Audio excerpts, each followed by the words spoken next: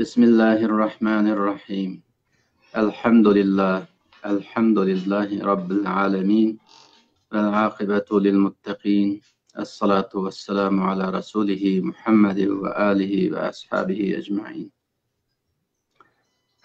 Bütün hamd sanalar, alkışlar ve maktaşlar alemlerinin Rabbi, yaratkucusu Allah'a olsun. Ve bütün salat ve selamlar, qollash ve destekleşlerinin hemmisi Rəhbərimiz Muhammed Aleyhisselam'a, sahabelerine ve onun yolundan mağan yoldaşlarına olsun. Esselamu Aleyküm Şərqi Türkistanlıq qarindaşlar. Bugün Ramazan ayımızın 2. günü. Bu Ramazan'a bizni muvaffaq qılğan, bu Ramazanda mı yaşaşqı nisip qılğan Rabbimiz Allah'a hamd sanalar olsun. Qarindaşlar, bugünkü söhbetimiz Sure Baqara 153. ayetten buludu. Bu ayetni tanlashimdagi sebep qarindaşlar, bu biz Uyghur cemiyetide, Uyghur an'anasida beshimizga musibet kelgan chog'da o'qiydigan bir ayet. Bir inson o'lib ketgan chog'da, bir musibet kelgan vaqtida, ziyorat kelgan chog'da o'qiydigan ayet. Bu ayetni musibet kelganda nima uchun o'qiymiz? Shuni tushunish uchun bir, ikkinchisi, biz Sharqiy Turkiston xalqi beshimizga musibet kelgan bir xalq. Eng og'ir musibatlarning eng og'ir kelgan bir xalq. Hozir biz yashayotgan dunyoda Sharqiy Turkiston xalqining beshiga kelgan bu musibatdan og'ir bir musibat yo'q dunyoda. Her qanday aciz millet bilen özümüzün seliştirip bakaylı. Her qanday zulüm astidagi millet bilen özümüzün seliştirip bakaylı. Her qanday irqiy qirg'inchilik astida yaşayotgan milletler bilen, insanlar bilen özümüzün seliştirip bakaylı. Bizden aciz ve bizden tüven urunda turadigan, musibeti bizden ağır bo'lgan başka bir millet yok. Bu ayetni o'qish orqali qarindoshlar, mushundaq beshiga musibat kelgan millatlarga Rabbimiz nima deydi? Shu haqda to'xtalmoqchi. Bismillahirrahmanirrahim. Ya ayyuhallazina amanu ista'inu bis-sabri was-salah. Innalloha ma'as-sabirin. Rabbimiz bu oyatda shunday deydi. Ey iymon etgan kishilar, iman etqanligini da'vo qilayotgan kishilar, biz musulmon, biz mu'min da'vatgan kishilar, ista'inu, yordam tilanglar, sabr va salat bilan yordam talab qilinglar. Chunki Alloh sabr qiluvchilar bilan billa. Sadaqallohul azim. Oyatning mazmuni bu. Va Alloh bizga yordam talab qilinglar degan vaqtda ikki narsani deb berdik. Birinchisi sabr, yana birisi salat. Mush ikki narsani qilgan vaqtingda sizlardek mushunday musibat ostida, irqiy qirg'inchilik ostida yashayotgan millatlarga sizni yulab qo'piradigan mush ikki narsa bor. Sizlardek ojiz, sizlardek yiqilgan millatga bu ikki narsadan boshqa narsa yordam qilib bo'lmaydi deb bizning amaliyatimizni so'zlab turibdi. Bizning da'vatimizga beshimizga mandaq kun keldi, u oldu, bu oldu, bizga yordam qilinglar da'vatimiz. O'zimizning qon qarindoshlarimiz bo'lgan Türk dunyosidan ovoz chiqmayapti. Bizning qo'limizni tutadigan insonlar chiqmayapti. Biror davlat chiqmayapti. O'zimizning din qarindoshlarimiz bo'lgan, diniy qarindoshlarimiz bo'lgan musulmon millatlardan, mu'min millatlardan, musulmon davlatlardan bizning qo'limizni tutadigan bir inson chiqmayapti. Shuning uchun Alloh bizning o'xshash mushunday bashar musibat kelganligiga ikki narsadan madad tilanglar bandlar, ikki narsadan. Birisi sabr. Sabr degan chidamchanlik. Nimaga chidamchanlik? Biz asli bu sabrni tushuntirish uchun qarindoshlar sabr degan faqatlam 5 kun kelganda chidab o'tiravering degan ma'noni bildirmaydi. Bu sabr islom dinida yo'g'on bir ibodat. Jannatga Allah'ın rızasından kirdiğanlarını Allah sabr kılgıçlar kirdi dedi. Ve la yulaqaha illellezine sabaru ve la yulaqaha illa zu hazzun azim. Bu cennetni faqatlam sabr kılganlar bek nesibisi bek yoğun bo'lganlar. Büyük nesibi sahipleri cennetga kirdi deb sabrni shunday tushuntirdi. Endi sabrni tushunish uchun qarindoshlar, biz bu dunyodagi olgan rolimizga qarab baqsak bo'ladi. Biz inson avlodi, Adem alayhissalomning bolalari bu dunyoga kurash uchun keldik. Kim bilan kurash qilamiz? Birinchi nafsimiz bilan kurash qilamiz, shayton bilan kurash qilamiz. Anandan keyin bizga dushmanlik qiladigan dushmanlarimiz bilan kurash qilamiz. Bizning nafsimiz ichki dushman hisoblanadi. Bizga kurash qilamiz desak va bu taskin, eg'ir ekan, unda qilmasam bo'ldi, keyin qilsam bo'ladi deb bizni ichki jihatdan yiqitadigan ichki dushman nafsimiz. Tashqi dushman shayton. Shaytonning nafs qo'shishlam dushman degan unda yo'g'on, unda kuchli hozir qilolmaysiz, keyin qilib olasiz, hozir menda deb tursang bo'ldi deb shayton bu tarafdan bizni to'g'ri yo'ldan to'sidi.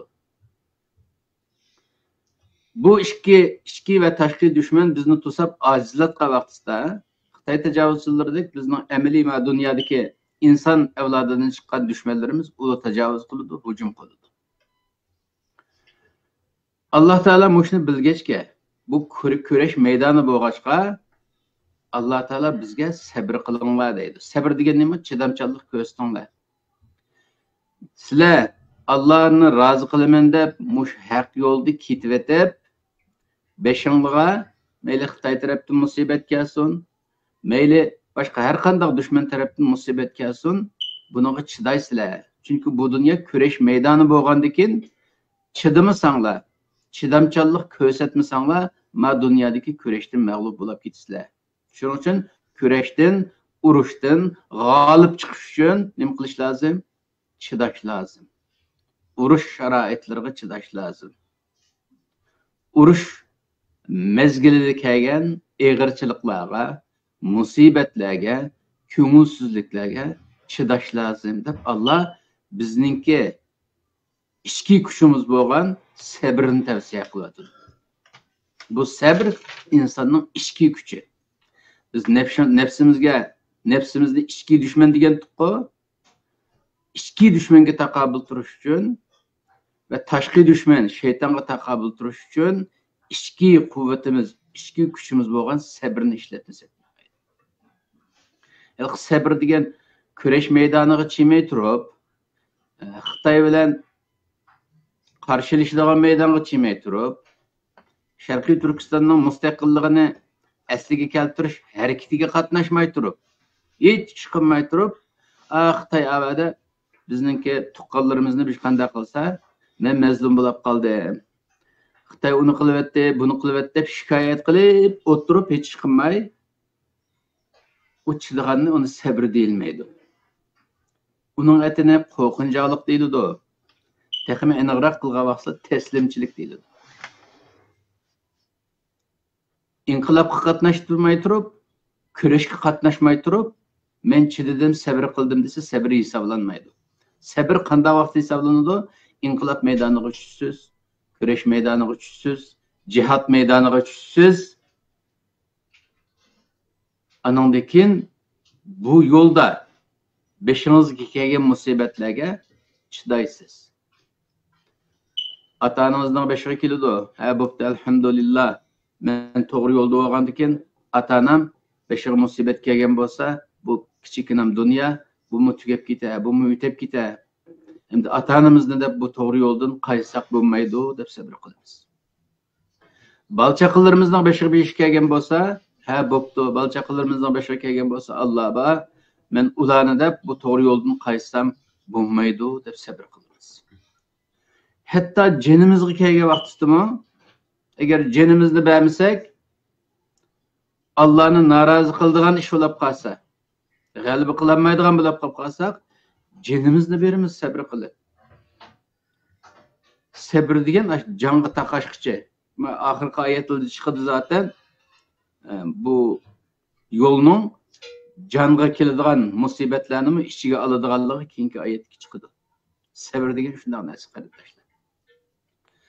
Shunga inqilobning ichida bo'lib turib, bu mezgilda kelgan musibatga chidaganning ismi sabr. İnqilobning sirtida turib, dushmandan kelgan narsaga hech ish qilmay chorasiz qarab turish, buning ismi taslimchilik. Shunga inson sifatida inqilobga qatnashimiz, Sharqiy Turkistonning mustaqillik harakatiga, mustaqillikni asliga keltirish harakatiga qatnashimiz, bu yo'lda kelgan musibatlarga chidasak, sabr bo'ladi. Allohning mush sabr bilan yordam talab qilinglar. O'zingizga yordamni ichki kuchingiz sabr orqali oling. Yana bir şu ve sala bilan. Salani ko'pincha vaqtda biz namoz deb tarjima qilamiz. Mishadimi bizning mufassirlarimiz namoz deb tarjima qilingan. Endi buni namoz deb tarjima qilsak bu yerda bizning hozirgi bu klassik namoz ingimiz bo'yicha aytgan vaqtda namozning butun mazmuni chiqmaydi bu yerda. Yoz vaqtida Atanımız buyurdu o küçük vaktimizde balam sabr qo'mirab nima sabzi qo'mirab chiqinglar. Sabzi ekilinglar taladin bog'chadan xudo yetib beray desa jugurib chiqib sabzini bilan birlam tassaq sabzining besheyi yarim tagida qilib ko'kini olib tuqqo ko'k qo'limizga tushadi. U ko'k bilan xudo etkilolmaydi. Shunga o'xshagan namoz desaklam shu namozning ko'ringan tash qismi hozir aqlimizga keladi. Namoz o'z ichiga olgan mazmun hozirgi dunyo musulmonlarning engidan ko'tarilib ketganlik. Chunki namozning mazmuni o'zgarib ketganlik. Namozning mazmunini tushunish uchun payg'ambar alayhisolamning tarjimasiga qarab baqsaq bo'ladi. Payg'ambar alayhisolam namozni tarjima qilgan nima dedi? As-salatni tarjima qilib, as-salatu imaduddin. Namoz dinning turiki dedi. Namoz dinning turiki o'z turk degan nima? Turk degan o'yni ko'tarib turadigan foundation'ga binani ko'tarib turadigan, o'yni ko'tarib turadigan turukni salat deydi arabchada. Payg'ambar alayhisalom shunday tarjima qilgan. Lug'atga qaragan vaqtimizda insonni ko'tarib turadigan, ma'aqimizga umurtqa bor, umurtqa. Shu umurtqani salat deydi. Lug'atda. Payg'ambar alayhisalom nima bu namozni dinning turuki deydi desa qarindoshlar. Namoz o'qigan insonlar dinga turuk bo'lgan insonlar.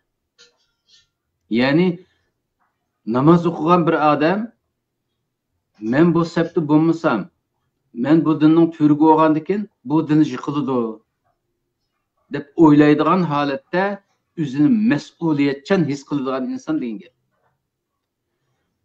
Namoz o'qigan inson men dinning turuki bo'lganligim uchun men bu dinning eg'irini ko'taradigan adam. Shuning uchun bu dinning har qanday emr farmoni bo'lsa, men ko'tarishga hozir bir jangchi degan gap.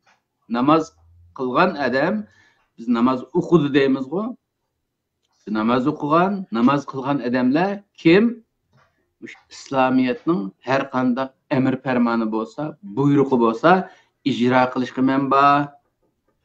Buni ijro qilish orqali mush dinni men tutib turadigan askarning birsi deydigan mas'uliyat yetishgan askar deydi. Shuning uchun payg'ambar alayhisalom namoz dinning turuki. Endi biz namoz o'qiydigan turg'uliq. Kunda 5 vaqt namozni o'qiymiz. Ammo hech qanday vazifamiz yo'q. Endi biz Sharqiy Turkiston xalq sifatida davlatimiz qo'limizda yo'q. Vatanni Xitoy tajovuzchilari besib oldi. Shu vatan mustamlikaga tushib qolganlik tufaylidan mushu beshimizga kelgan butun xo'rlik, irqiy qirg'inchilik, zulmning hammasi vatanning mustamlikaga bo'lib qolishining sababi shu. Mushundaq bir ahvoldagi namoz o'qiydigan bir odam shu vatanning mustamlikadan qutulish harakatiga qatilmagan bo'lsa, qanday dinning turuki degan bo'ladi. Namoz o'qigan insonlar mustaqillik yo'lida hech qanday vazifa olmagan bo'lsa, mustaqillik harakatlariga qatnashmagan bo'lsa, bu namoz o'qigan insonlarni qanday qilib dinning turiki degan bo'ladi. Yana birisi qarindoshlar Payg'ambar alayhisalom namoz haqida nima dedi? Namoz mu'minning miroji dedi. Bu Payg'ambar alayhisalomning tarjimasi. Mi'rajul muslim, musulmonning miroji dedi. Endi mirojni tushunish uchun Payg'ambar alayhisalom mirojga chiqqan. Payg'ambar alayhisalom Mekkada ashunchalar xizmat qildi o'zining millatini islomiyatga ekilish uchun. Janini fido qildigan darajada kechasini, kunduzini bir-biriga qatib, o'z xalqiga, o'zining atrofidagi insonlarga, tuqqanlarga shunchalar xizmat qildi. Xizmat qilganda payg'ambar bo'lmagan vaqtida payg'ambar alayhisalomni hurmatlaydigan do'stlari, atrofidagi tuqqanlari, tunish bilishlari hammasi payg'ambar alayhisalomga qarshi chiqdi. Qarshi chiqqandan keyin payg'ambar alayhisalom butun ixlos bilan xizmat qilyapsa, o'z xalqi tarafidan qarshi ilinmagandan keyin payg'ambar alayhisalomning ruhina ig'ir zarbi edi. Zarbi yegandan keyin payg'ambar alayhisalom Allohning do'sti bo'lg'achqa, Alloh taolo payg'ambar alayhisalomni mirojga olib chiqish uchun birinchi qadamda Masjidil Haramdan Masjidil Aqsoga apadi. Uyaga apirib payg'ambar alayhisalomni imom qilib, butun payg'ambarlarni orqasiga tizib, Rasulullohni imom qilib namoz qildirib bo'lib, andan keyin osmonga olib mangdi. Bu nima degan gap? Ya Muhammad, sening ma normal millating seni qabul qilmagan bo'lsa, seni rahbarimiz deb bilmagan bo'lsa, hali butun payg'ambarlar seni rahbarimiz deb e'tirof qildi, sen imom bo'lding ularga. Sen butun payg'ambarlarning rahbari shu yetidi sana. Buningdan boshqa yana seni men o'z dargohimga olib chiqib, sana jannatni, jahannamni ko'rsataman deb Sidratul Muntahogacha Jibril alayhisalom bilib bordi. Uningdan keyin payg'ambar alayhisalom o'z beshiga oxiratni sayohat qildi. Sayohat qilib kelib, anandan keyin bu namozni bizga 5 vaqt namozni hadiya qilib payg'ambar alayhisalom keldi. Unda bo'lganda namoz mu'minning miroji degan gap nima degan gap? Sizlar bizga o'xshash mu'minlar qarindoshlar, mush beshimizga musibat kelgan, hech qanday bir millatdan, hech qanday bir jamoatdan yordam ololmay, mushunda xo'rlik ichida, irqiy qirg'inchilik ichida xorlanayotgan insonlar nim bo'lishimiz lozim?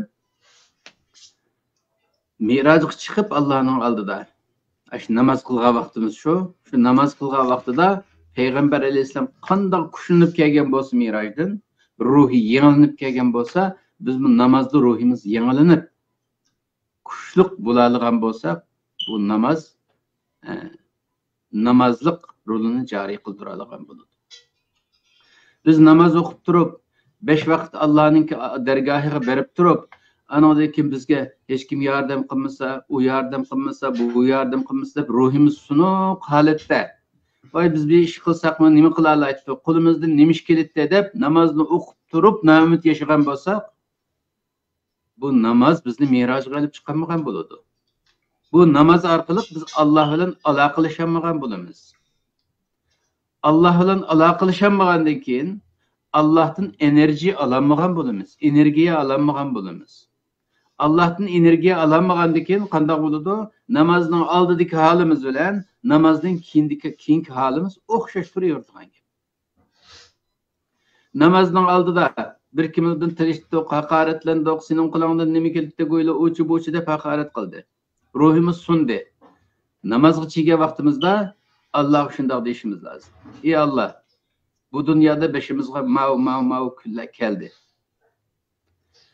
Mening qon qarindoshlarim, jon qarindoshlarim, mening din qarindoshlarim menga yordam qilmadi. Xo'rliqda yashayotimiz millat sifatida men sendek bir olamni yaratgan, butun koinotdagi kuchni yaratgan sendek bir kuch manbasini bilaman. Men bilgachga men noumid bo'lmayman. Shuning uchun sen men uchun, sen men uchun yetsan ey Allohim. Bu yo'lda xizmat qilish uchun, bu yo'limda to'xtab qolmay davom qilishim uchun, ta o'ladigan vaqtgacha vazifamni ado qilish uchun mening energiya manbaim sensin Alloh. Menga energiya va ruhiy madad ber. Menga hidoyat ber. Qo'limni tut, to'g'ri yo'lga başla meni. To'g'ri yo'ldan arma Allohim. İnsanların hakaretini de, insanların tehdidini de, insanların naümitlik düşürdüğün hakaretlerini de bu yoldan tosulap kalmay Allah'ım de, Allah'ın namazda dua kılıp kaysak, gerçi vücudumuz vicik olsun mu, seviyemiz tüven olsun mu, Allah bizge şundak bir izzet duygusu biridir ki, üzümüzge işengen halda, men to'g'ri yo'lda, men Allohning yo'lida, men bu yo'lda o'lsam, Alloh yo'lida o'lgan bo'laman. Mening beshimga bu yo'lda bir narsa kelsa, Alloh yo'lida beshimga bir şey bir narsa kelgan bo'ladi. Butun musibat Alloh yo'lida kelgan bo'ladi deb Allohga yalvarib, Allohga tayinib namozimiz tugagan vaqtida bizga shunday energiya keladi, kuch keladi. Bu kuch, bu salat bizga mana bu dunyoda eng asqatadigan vositalarning birisi. Shuning uchun Alloh va salah deydi.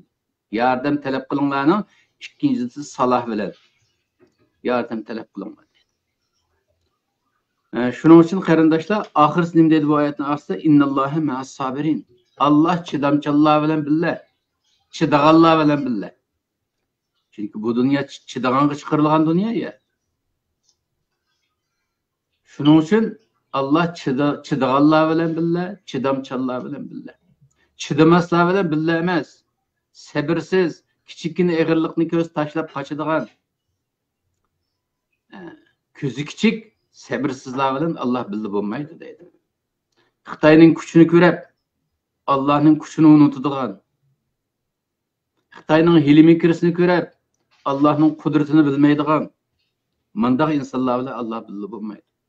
Çünkü bu dünya sınak meydanı boğaçkı qarindoshlar, biz odam balası süptide, insan süptide bu bizge berilgen ömür içinde bu sınaqdan öteşki mecbur. Ötenmey qap qalsak, Allah boptu qilib etmeydi o. Keyinki sınaq texme ağır oludu, keyinki sınaq texme ağır oludu. Yüzümüzden ahvalı qarab baqayli. Şu işgaliyet küçükken şu vaqtlarda bizning milletimiz can ve melvilin kuchgan bo'lsa, Xitoy bizning vatanga umuyib qaramaydi. Ashundaq darajada ojizdi Xitoy. Ajiz Xitoy bizni besib oldi. Nima uchun? Salah ibodatini ado qilmaganligimiz uchun. U odamda shu insonlar imtihondan o'tamagandan keyin nima bo'ldi? Keyingi musibatlar eg'irlab mangdi. Bizning ota-onamizning beshiga kelgan musibatlar bor. Bizning ota-onamizning beshiga kelgan musibatlarni endi bizning beshimizga kelgan bilan solishtirgan vaqtda texmi eg'irlab, bizning musibatimiz texmi eg'ir. Agar biz hozirgi insonlar bu imtihonni o'tamasak, bizning avlodimizga keladigan musibat texmi eg'ir bo'ladi. Buning oxiri nega berib to'xtaydi bilamsizlar? Alloh bu imtihandan o'tamagan insonlarni itoatsizlikdan, Allohga itoat qilmay, Allohning rasuliga itoat qilmay hayotini o'tkazib o'tgan insonlarning natijasi nima bo'ladi? Halokat. Qur'on tafsiri ko'ra istiqsol deyiladi. Istiqsol degan butunlay ko'kini quritib o'tish azobi. İmtihandan o'tmasak, biz mi o'tamasak, bizning avlodimiz mi shunday o'tamay ketaversa, köküden qurup ketish holati keladi. Qur'onning nurg'iyadi deydi.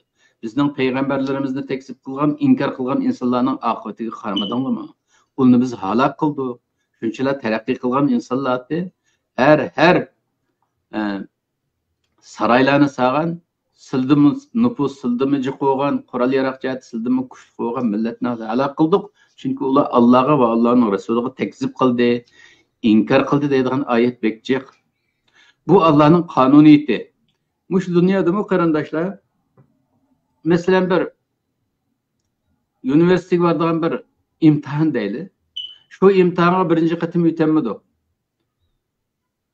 bo'pti uytenmepti mavi deb merhamet qilib o'tkazitdi g'ash bo'lmaydi. Ikkinchi qatim kirasan deydi. Ikkinchi qatim uytenmasa texmi ko'zdan tushadi. Yana o'tkazmaydi, bu bo'lmaydigan odam ekan-da. Üçüncü qatim chiqa vaqtimizda texmi uytenmasak, texmi ko'zdan tushamiz. Shunga o'xshagan qarindoshlar. Bu dunyodagi bizning imtihon zamonimiz, mush dunyoda hayot, nafas elayotgan vaqtimiz. Mushu dunyo hayotida biz imtihonni o'tab ketishimiz lozim. İmtihan nima edi? Bizning hayotimizdagi imtihon Allohga iymon etib, shu iymon bergan kuch bilan salatni ado qilamiz. Dinning turiki, dinning turik bo'lish vazifasini, dinning nima emr farmoni bo'lsa, qilaman deydigan mush vazifani ado qilamiz.